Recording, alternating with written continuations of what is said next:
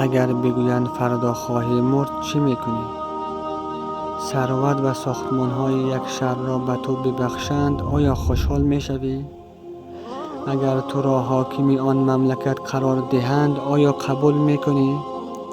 اگر بهترین لحظه ها و خوشترین برنامه ها را اجرا کنند شاد میشوی؟ اگر بهترین غذا و خوردنی ها را برایت آماده کنند میخوری؟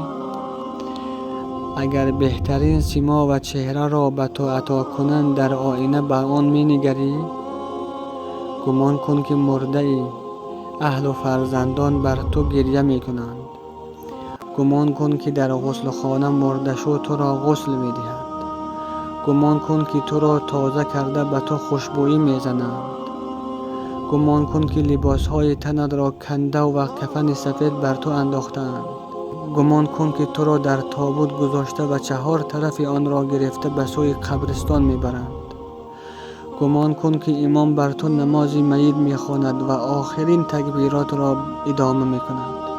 گمان کن که تو را در قبر گذاشته به خشت بر دروازه آن میگذارند.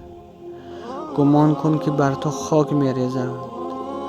گمان کن که این که در قبر تنها و بیکسی در تاریکی آن مکان دراز کشیده ای. گمان کن که این که نکیر و منکر از تو سوال میکنند. یقین کن که این سلسله کارها و عملیات ها روز تجربه خواهی کرد. همان گونه ای که دوستان تو جلوتر از تو و پادشاهان و قدرتمندان تجربه کردند و ما هر روز به این اصل مکتوب نزدیکتر می شویم.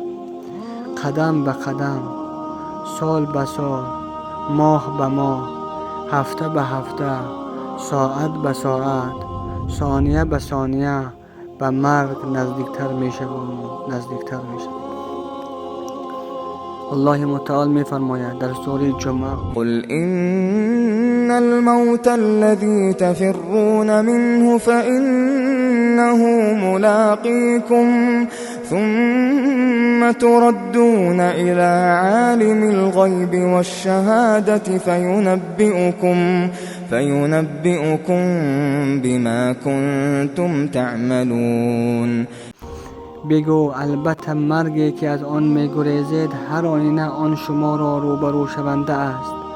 باز به سوی داننده نهان و آشکار گردانیده خواهید شد. پس شما را به آنچه که می‌کردید خبر می‌دهد.